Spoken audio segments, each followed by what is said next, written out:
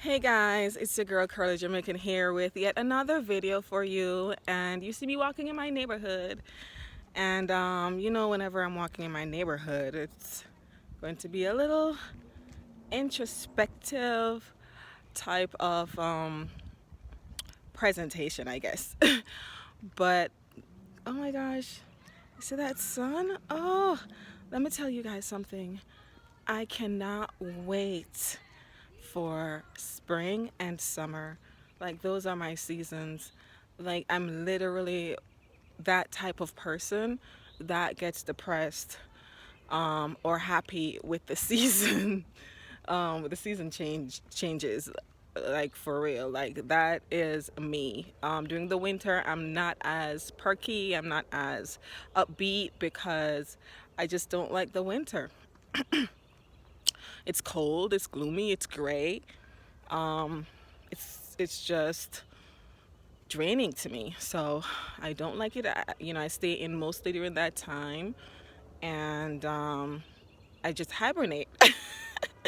Like, honestly, that's what I do during the winter. But spring and summer, I get around, and I feel very happy during those seasons. And that's a real thing. There are people out there like me. They get a little sad, or a little, not necessarily sad, but just their energy is low and their mood is down, during certain seasons. Anyway, what did I want to talk about today? It's really not about me per se, but it's about my people, us, black people. So I'm going to try my very best to be diplomatic with my words, to euphemize as much as I can, to tone it down, water it down just a bit, because I don't want the backlash. But I think some things just need to be said. So some numbers came out showing the average net worth in African American families compared to the average net worth in white families. And they always do that. It's always us against the whites, It's always that. But the disparity between those numbers was so harsh. So the gap was so wide. I mean, it was so wide. People are shocked. People are wondering what's going on. People are, just expressing their dismay at the numbers. And I'm like, you surprised? Why are you surprised? I did a video, I think it was last year, and I was predicting what will happen to the black net worth in 5 years, I think. And it wasn't really a prediction because I researched it. But it is predicted that it's going to keep plummeting down to 0.000 something. Okay? It's going to keep plummeting. First of all, all these successful blacks that we keep putting on a pedestal, we keep highlighting their success. They can't carry the weight of the rest of us.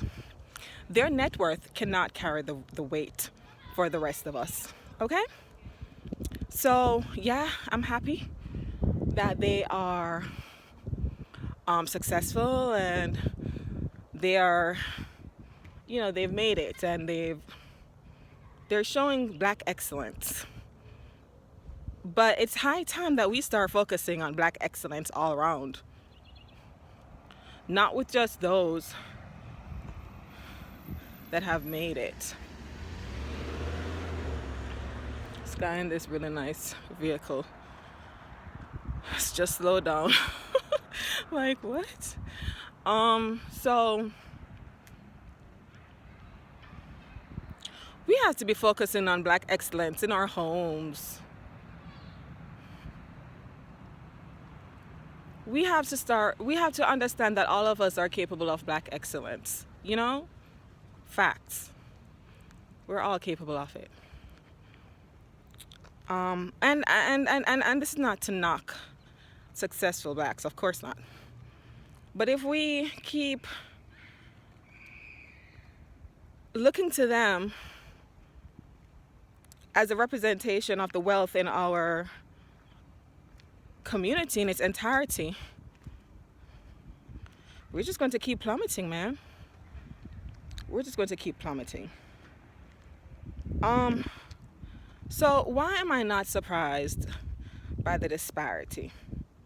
Guys, I'm going to say some things, and you guys are not going to like what I have to say. I'm not going to blame the white man. I don't do that. I don't blame the white man. You know, we are, I know systematic racism exists. I know that, discrimination exists. I know all of that exists. And a lot of us are just trying to get that message out there. Personal responsibility.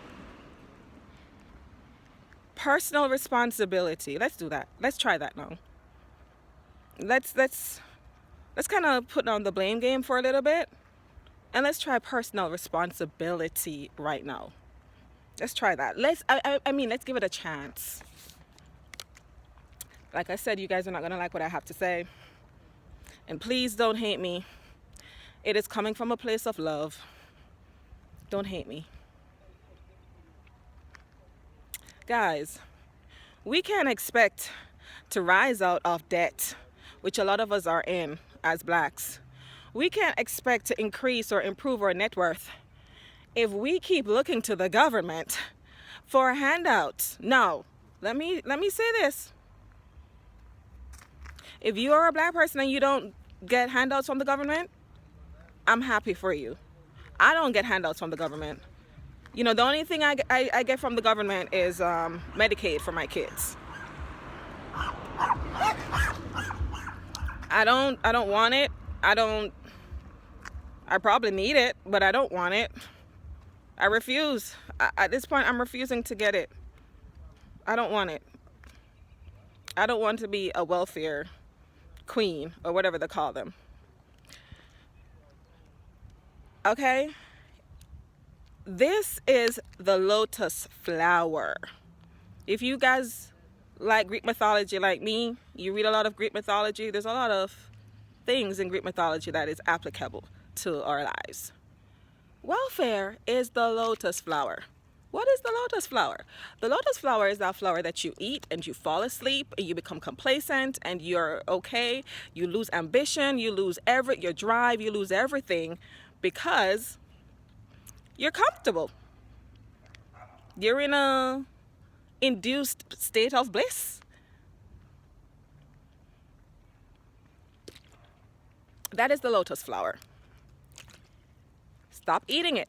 The welfare system, the socialist system, is the lotus flower.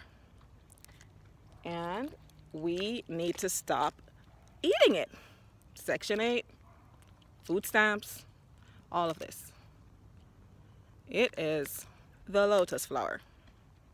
Okay? We sit there and we hunt down these programs, and we feel good when we get on the list. We feel good when we feel like we're about to be taken care of by the government. We feel so happy. You know how many people I've talked to and they're like, oh, I got on the list for the Section 8 house. I'm so happy. Okay. You are not building your net worth. Don't be surprised when the numbers come out and there's a disparity. If you want, you can't have your cake and eat it too. Your net worth is not going to look good if you're not out there contributing to the economy.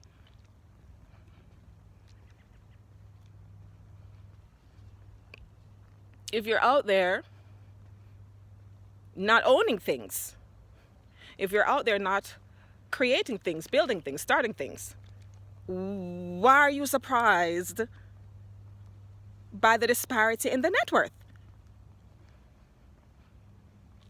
Personal responsibility. Stop eating the lotus flower.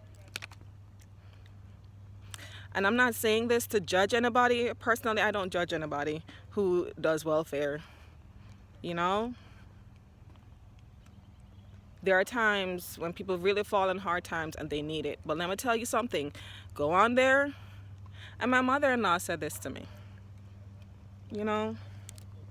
She said it. She said it to me. She said, you know, I think I did food stamps probably once. But as soon as I was able to get off that, I got off. As soon as you're able to get off it, get off of it. Stop eating the lotus flower. That's one thing. You know, it has put us, a lot of our potentially skilled blacks in a state of, in a trance, you know? And it has made us,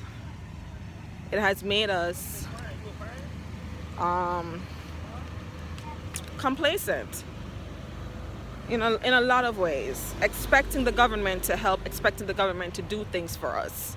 It has made us entitled and complacent, you know? Yeah, you can be poor and entitled.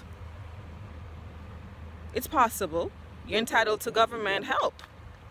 Government needs to help me get out of my debt. It needs to help me get out of my state of get out of my impoverished state. The government needs to help. Now, I absolutely think the government should help in certain cases, but personal responsibility. Personal responsibility has to take over at some point. The next thing I'm going to talk about, which a lot of people might not agree with or might not like, but this one I can definitely relate to. Student loan debts. I did another video on that. You guys can go back and watch my videos. You know, these are not just things that, this is really redundant, what the things that I'm saying, because I've said these things before. Oh my goodness, there's a dog barking. And let me tell you, he looks vicious. He's like a little small dog and he looks vicious. You hear that little low rumbling barking? Anyway, yeah guys, so I'm not trying to make this video too long, but student loan debt. Let me tell you, I say this with shame and no shame. I have student loan debt. I have it. And my husband has it too. And it is the biggest regret of my life. It is the biggest regret because I didn't have it at one point and now I do. And now all I do is worry about how I'm going to get rid of it, you know. And let me tell you, I know it looks good. It looks so good on social media to say, hey, I'm educated. But ask yourselves this. Why is it that we're, as blacks, more educated now, but we're in more debt now, or the disparity, the gap between the black net worth and the white net worth is so wide? Ask yourselves that. Something isn't right. Something is absolutely not right. And if you think it's the white man, think again. It might have something to do with the white man. But it has a lot to do with the illusion that has been sold to us that if you receive an education, you're going to get a better job and you're going to get a higher pay and you're going to be able to get yourself out of debt and buy your home and live that American dream. The illusion. Okay? And we end up in debt. And let me tell you something. When you're in debt, your net worth does not go up. It does not improve. Okay? It's a negative net worth. Okay? And most of us have a negative net worth. Most of us blacks, and the numbers are proving it. Okay? Um I want you to think about this trap, the student loan debt trap. And I'm going to make a very silly joke. It's a joke, but I feel like our generation, I think we're generation X, I think. I feel like our generation should have focused a little bit more on working and saving up money so that we could actually have that money for our kids to go to college without putting themselves in debt. It's a joke, guys. Of course, we need to be educated. We need the education. We need to have that paper. We need to have that degree. It looks good when we take pictures on social media and say things like, "Oh, look at me! I graduated today." It looks good. Makes you feel good. Makes your self-esteem go through the roof. I'm educated with a big bag of debt, right? A big bag of debt. Like I said, a lot of people are not going to like what I have to say. You're not going to like it because it's just too real. It's too real. We like the illusion. We like the illusion. It looks so good. I'm the first to graduate in my family and stuff like that. But what do you have? When are you going to be able to pay off your debt? Can you tell me? What's your student loan looking like with all them interest rates getting higher and your interest going up? You're paying off the interest, but the actual loan itself not going down? Tell me. Tell the truth. Tell the truth. Be real. This video is about 17 minutes already. I'm going to stop it at 20 because people don't like long videos. But let me tell you, I have student loan debt and my net worth is negative, and I don't know when I'm going to be able to pay off that loan.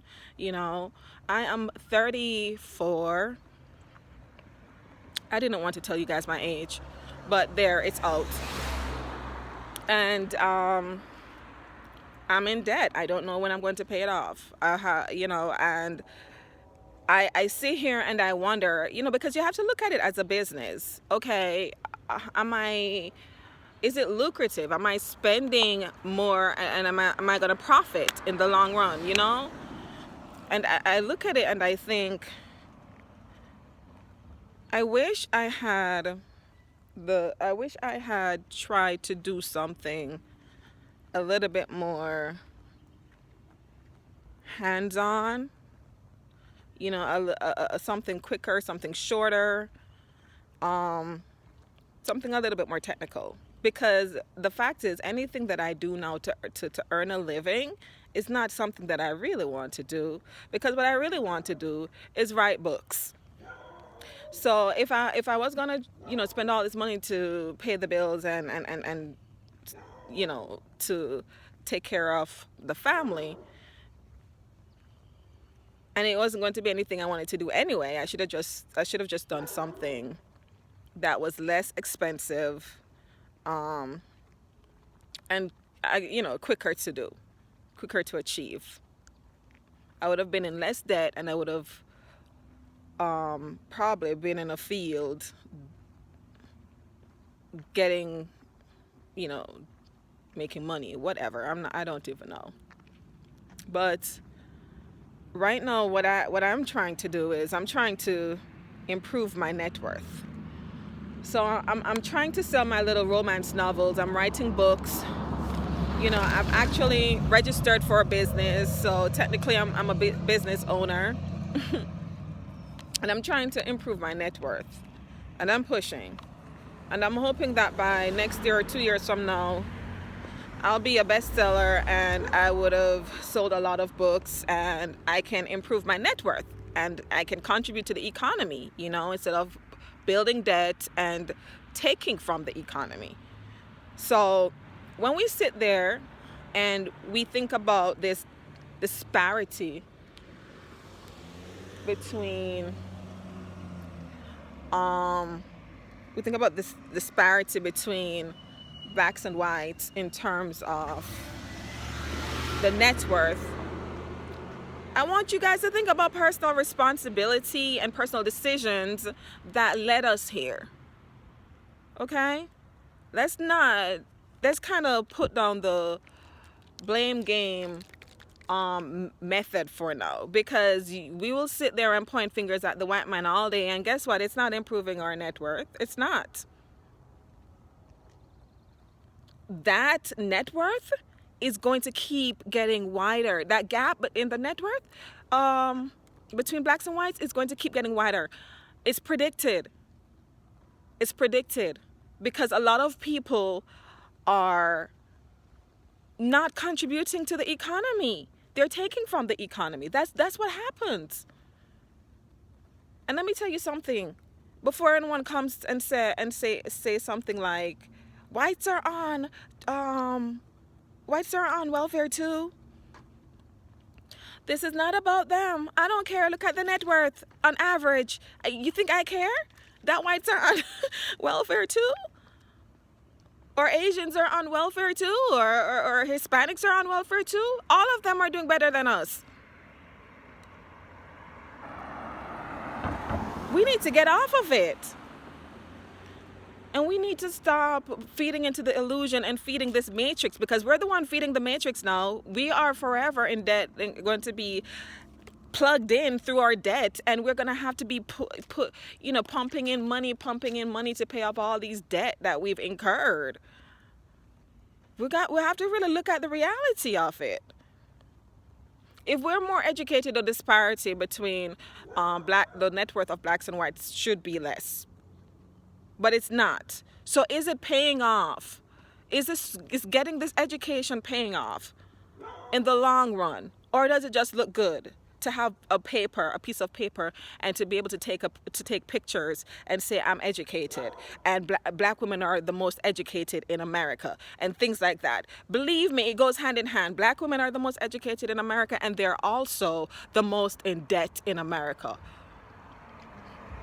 Let me actually look at the numbers for that. I don't have my numbers with me, so I don't want to be talking up my rear end, but I think we are. Because we are, I think we're the most we're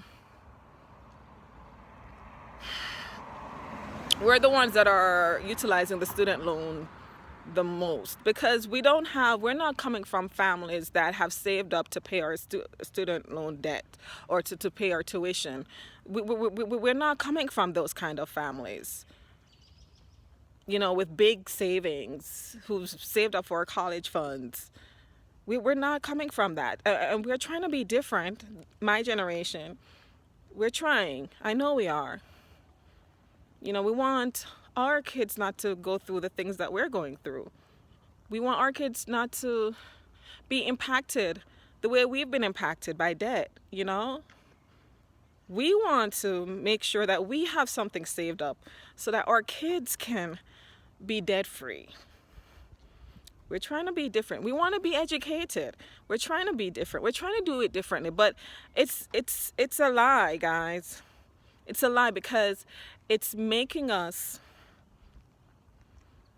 financial or economic slaves. I don't know the right term for it, but it's making us slaves to the economy and slaves to debt slaves. That's the term. It's making us debt slaves. And it's the harsh reality, but it's the truth. And we have to take a step back, and we have to really consider this. We have to really think about this. And let's not put our kids through this. Please.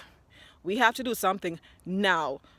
This disparity is not going to it's not going to improve. if we don't do something different, if we don't stop taking and creating debt, it's not going to be different. It's not going to change. All right, guys, I have a lot more to say, but this video is already too long. Thank you for listening. Bye.